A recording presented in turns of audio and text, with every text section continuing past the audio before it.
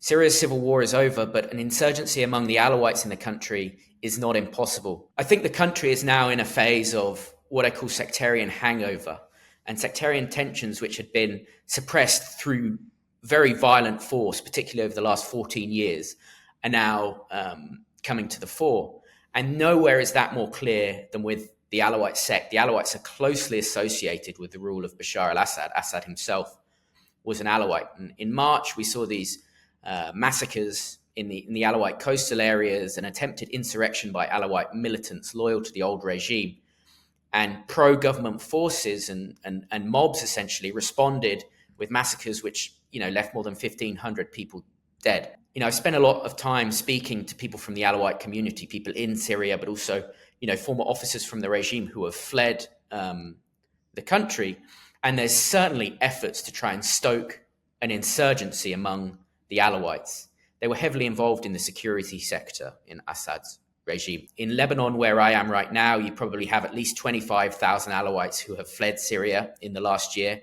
4,000 or 5,000 of those are senior officers or soldiers who were in Assad's military. I've spoken to people who say there are officers from Assad's regime who are actively trying to recruit for a new insurgency, trying to set up training camps outside of the country. And that fits into a wider political context where really Alawites don't feel part of this new Syrian state. You look at Homs, a third of Homs is Alawites. But if you look at the makeup of the new parliament, there's not a single Alawite MP representing Homs. Syria's new president, Shara, is rarely photographed with prominent Alawite figures, members of the community. They've been completely isolated from his new state.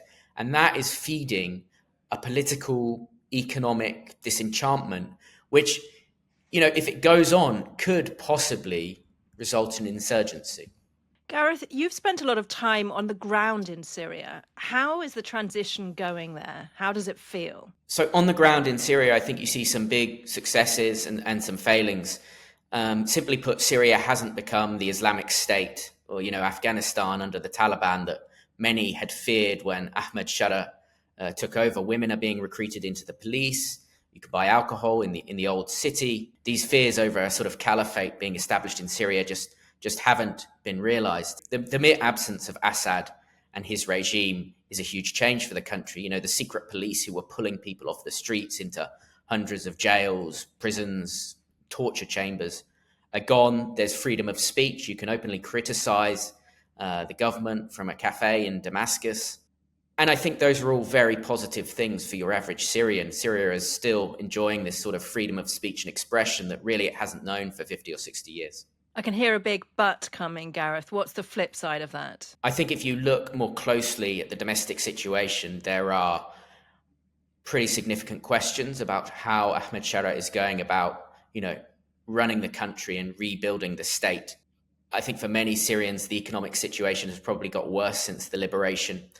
The hundreds of thousands of government employees have been let go, soldiers, civil servants. So those are some of the poorest people in society no longer getting their salaries.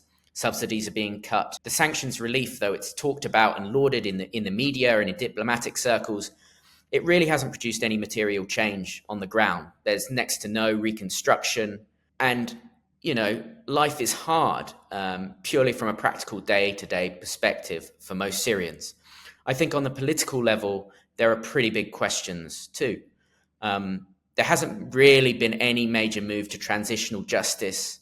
Assad's cronies are, enjoying exile in Lebanon, in Russia, in Iran. I think people have been underwhelmed by the government's lack of impetus in going after war criminals associated with Assad. And some of Assad's key guys have actually even been recruited by the new government to help manage certain sensitive files. I think that amounts to a frustration which is feeding violence.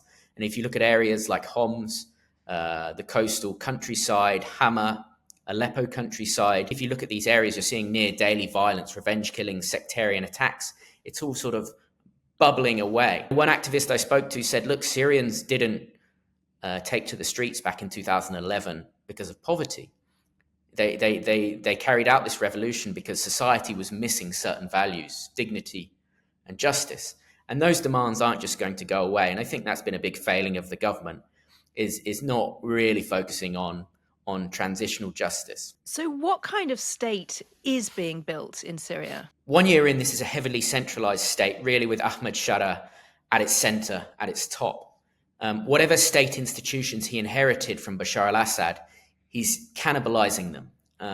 And you have these de facto sort of shadow governments. So instead of the ministries being empowered, these bodies, which have sprung up in the last year or so, are taking a lot of powers away from the ministry. And it's not clear, are they temporary, are they transient, are they permanent new fixtures of the state? They're run by people who are absolutely loyal to Shara, and there's basically zero public oversight. A couple of sort of brief examples is a mysterious new Office of Political Affairs, which was announced via decree from the Foreign Ministry. Now, the Foreign Ministry doesn't have a constitutional mandate over internal affairs, but this Office of Political Affairs is sort of getting involved in absolutely everything across the country. It has satellite offices in Aleppo, in the coast. It's involved in the vetting of candidates for elections. It's involved in the interfacing of NGOs and civil society. And it looks like a new body which's primary focus is political control.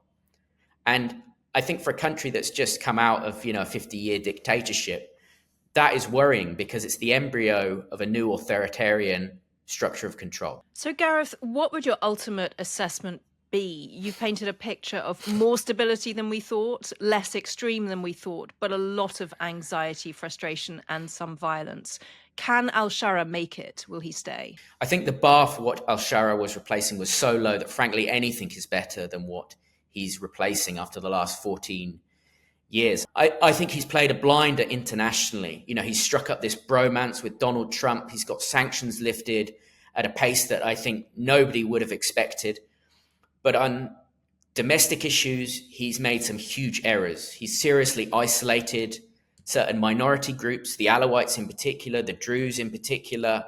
He simply hasn't been able to convince Syria's minorities, which is a third of the country, that he can rule and govern for them. And he simply expects them to lay down their arms and join him, which in many ways is simply tone deaf. He doesn't really trust many people. You've probably got half a dozen to 10 people making all the decisions in the country. And you can't run a state with that level of centralization. It's inefficient, it's unrepresentative, and inevitably it becomes autocratic. Now, by the new year, Syria should have a functioning parliament once again. Can this parliament be a proper state-building system, an institution that can check the presidency's power, or is it going to be a rubber-stamping institution, much like previous parliaments in Syria? He really needs to focus on solving all these domestic issues, because if he doesn't, then the country is going to start to fragment, and all of this success he's made diplomatically, internationally, will be for nothing. Gareth, thank you very much for talking to me. Thank you, Rosie.